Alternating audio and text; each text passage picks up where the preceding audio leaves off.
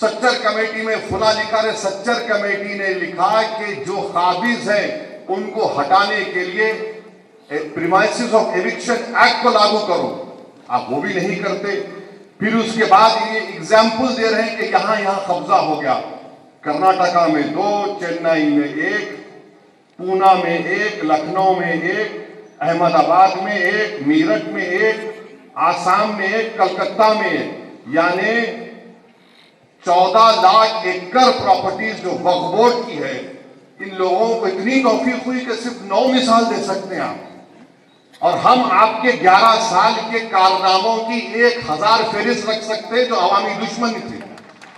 یہ آپ 11 مثالیں دے رہے ہیں، اور ایک مثال دے رہے ہیں چنئی کے تروچیراپلی کی۔ محب اللہ صاحب بیٹھے چنئی میں، جب ہم گئے تھے وہاں کے گاؤں کے لوگ آ کر کمیٹی کو بولے کہ ہمارا کوئی مسئلہ نہیں ہے، وقف سے مسئلہ ختم ہو چکا ہے۔ محب اللہ صاحب بولے ہمارے سامنے آ کے، اب یہاں پر اس کا ذکر کرتے ہیں۔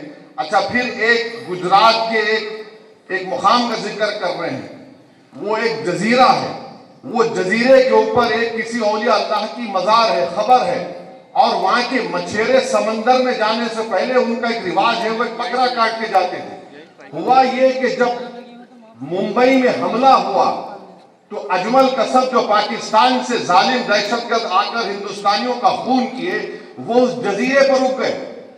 تو جب سے جزیرہ بند ہو گیا تو آپ بول رہے ہیں وہ ہم چھین لیں گے۔ ارے وہ دہشت گرد آئے تو اس سے ہم کو کیا کرنا ہے؟ تو اس کی مثال آپ دے رہے ہیں۔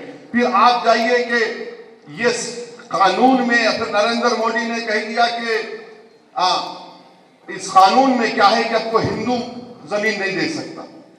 ابھی چلے گئے ہمارے پنجاب کے سکھ بھائی، سنگرور ایک گاؤں ہے جہاں پر ہندو دھرم کے ماننے والوں نے، ان کے گاؤں میں کوئی مسجد نہیں تھی تو انہیں زمین دی مسجد بنا لی۔ وہیں پر بنگلور میں ایچ ایم بادشاہ نامی ایک شخص نے، سنیے، ایچ ایم بادشاہ نامی شخص نے اپنی زمین دی ایک مندر کی مرمت کے لیے، اور ملک میں کوئی جھگڑا نہیں ہوا، کوئی فساد نہیں ہوا۔ اب یہ قانون بننے کے بعد بادشاہ مندر کو زمین دے سکتا ہے، مگر کوئی ہندو مسجد بنانے کے لیے، قبرستان کے لیے زمین نہیں دے سکتا۔ اس سے ملک کا اتحاد نریندر مودی کمزور کر رہے ہیں۔ پھر ابھی ذکر آیا کہ ابھی کہا گیا کہ عبدل کے بارے میں، نریندر مودی کو ہم بتانا چاہ رہے ہیں کہ عبدل ایک غیرت مند مسلمان ہوتا ہے۔ عبدل پمچر ضرور بناتا ہے، حلال کی کمائی کماتا ہے، اور عبدل نے اپنا گھر آپ کے دوست کی طرح، جس کے زو میں جا کر آپ جانوروں کے سامنے فوٹو لیے وزیر اعظم، جس کے گھر میں شادی ہوئی تو آپ ہاتھ پکڑ پکڑ کر خوش ہو کر چلے، عبدل کسی یتیم خانے پر اپنا گھر نہیں بنایا، آپ کے دوست نے بنایا۔ اور اس قانون کے ذریعے سیکشن 2 جو بنایا گیا ہے، بوری لوگ کہہ رہے تھے، ہمارے داؤدی بورا لوگ کہہ رہے تھے کہ سیکشن 2 سے ہم کو وقف سے نکالیا، ان کے پاس فقہ الگ ہے، دائر مطلق کا کانسیپٹ ہے۔ ان بیچاروں کو آپ نے بلا کر ان کے سامنے ان کی توہین کر دی۔ میں پارلیمنٹ میں کھڑے ہو کر کہا کہ آپ تو بوریوں کا نام لے رہے تھے اور آپ بنا دیے ٹرسٹ، یعنی نام بوری کا ہو مگر فائدہ مکیش بھائی کے منہ میں گلاب جامن چلا گیا۔ اچھا، آغا خانی کو کیوں ڈالے؟ اس لیے ڈالے کیونکہ آغا خانیوں کا ٹرسٹ تھا جس کو اس شخص نے پوری دنیا میں کہیں پر بھی خرید سکتا تھا اور یتیم خانے بنایا، تو آغا خانی کو ڈال کر، آغا خانی سے ہی محبت نہیں ہے، اس کو فائدہ پہنچانا تھا، اور ان کو فائدہ ہو گیا کیونکہ سیکشن 2 پر کوئی اسٹے نہیں ہے۔ وہ بھائی صاحب بمبئی میں مالک بن چکے ہیں، اور عبدل کے مثال دے رہے ہیں نریندر مودی۔ عبدل آپ کا ایک اور دوست ہے جس کے پاس پورے ایئرپورٹ ہیں، پورٹ ہیں، عبدل کے پاس تو کچھ بھی نہیں ہے۔ آپ تو کہتے ہیں غریبی ہے، تو عبدل غریب اس لیے ہے کیونکہ بلڈوزر تمہارے۔ عبدل کے پاس غریبی اس لیے ہے کہ تم اس کی بیٹی کو جیل میں ڈالتے ہو۔ عبدل غریب اس لیے ہے کہ تم نے انکاؤنٹر کیا۔ عبدل غریب اس لیے ہے کہ تم نے 2002 میں گجرات کیا۔ عبدل غریب اس لیے ہے کیونکہ ممبئی میں وہاں پر انسانیت کا قتل عام ہوا، ہاشم پورہ ہوا، نلی ہوا، اور 2020 کا ممبئی ہوا، اسی لیے عبدل غریب ہے۔ آپ نے کیا کیا عبدل کے لیے؟ آپ صرف ڈرامہ کمپنی، بلکہ ہندوستان کے سب سے بڑے بین الاقوامی اگر کوئی پکچر بنائی جائے گی تو اس میں ایکٹنگ کے لیے مودی جی کو لینا چاہیے۔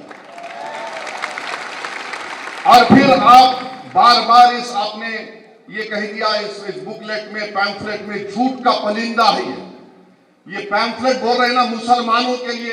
اچھا کیا کہہ رہے ہیں کہ آپ نے کیوں نمائندگی دی ان سب لوگوں کو وقف بورڈ میں؟ تو بولتے ہیں کہ جو چھوٹے چھوٹے طبقے ان کو سب کو ملنا چاہیے.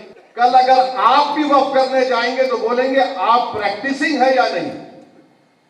یہ غلط فہمی مسلمانوں میں کہ نہیں جو اسلام قبول کیا اس کو پریکٹس نہیں. جو پیدائشی مسلمان ہے اس سے بھی پوچھا جائے گا جناب آپ پریکٹسنگ ہیں کیا کریں گے آپ؟ ہم بھارت کے وزیر اعظم سے پوچھتے کہ ماشاءاللہ آپ اپنے مذہب کے مطابق اپنے دھرم کے مطابق ہر مندر میں جاتے ہیں مگر کیا کوئی آپ سے پوچھتا ہے کہ آپ پریکٹسنگ ہیں؟ تو پھر مجھ سے کس بنیاد پر پریکٹسنگ پوچھا جا رہا ہے بتائیے آپ؟ کس بنیاد پر مجھ سے پوچھا جا رہا ہے؟ کسی سے پوچھا نہیں جائے گا. ہم سے پوچھا جائے گا یہ کنورٹ ہو یا نہ ہو.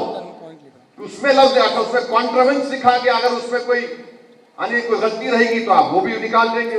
تو جتنا یہ قانون بنایا گیا ہے یہ صرف وقف کی جائیدادوں کو برباد کرنے کے لیے. اور اتر پردیش کوشامبی میں میڈیا نے رپورٹ کیا کہ 58 ایکڑ وقف کی جائیداد گورنمنٹ پراپرٹی کے نام پر رجسٹر کر لی گئی.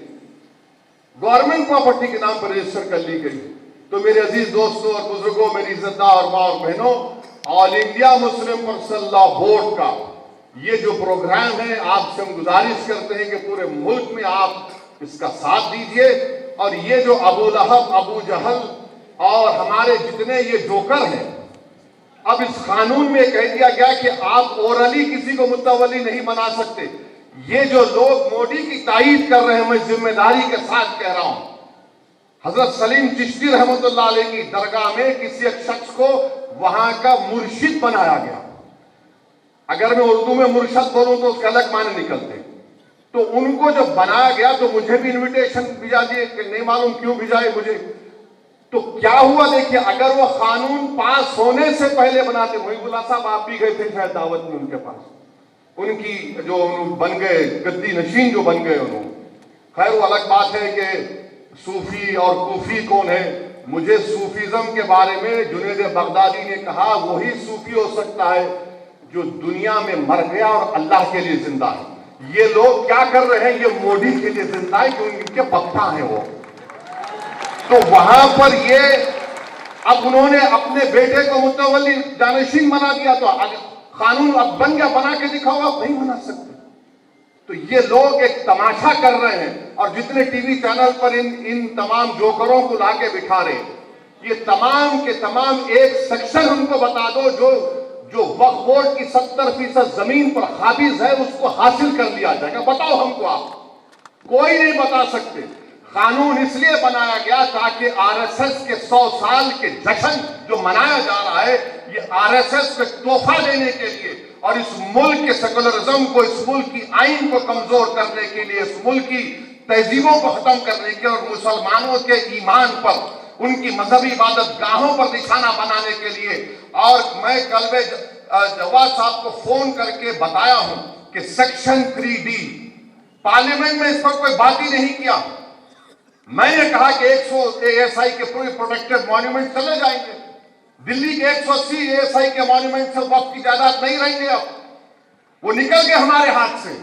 ایویکیو پراپرٹی ایکٹ ہمارے ہاتھ سے نکل گئی. جو پنجاب ہریانہ میں ہزاروں ایکڑ زمین ہے سب ہمارے ہاتھ سے نکل گئی. تو یہ لڑائی لڑنا ہے تاکہ جب مورخ یہ تاریخ لکھے گا آج سے 100 سال کے بعد تو وہ لکھے گا کہ ہاں 2025 میں ایسے مرد مجاہد اور ایسے ہماری بہنیں اٹھ کھڑی ہوئی تھی جنہوں نے جس جگہ کا مالک اللہ ہے اس کی حفاظت کے لیے انہوں نے جدوجہد کی اور انہیں اس کو اللہ ہم کو کامیاب کرے گا. پیچھے ہٹنے کا سوال نہیں ہے. جب تک قانون واپس نہیں لیا جاتا ہم لڑتے رہیں گے. ہم عدالت میں بھی قانونی کاروائی چل رہی ہے مگر جو سیکشن پر سٹے نہیں ہوا ہے ہم تو پراپرٹی روز اس کو کھو رہے ہیں. میں شکر گزار ہوں صدر محترم کا.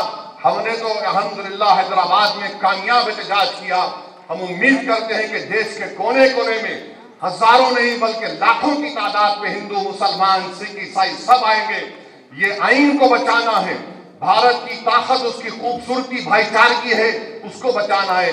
آئیے ہم سب مل کر اس کالے قانون کو شکست دیں. وآخر دعوانا الحمدللہ رب العالمین.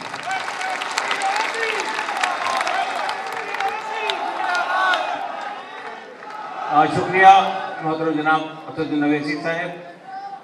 اب دیکھیے ہمارے پاس صرف 3 مقرر ہے اور انشاءاللہ رسم ساتھ سے بات ہوگی. صرف تھوڑا سا صبر رکھیے.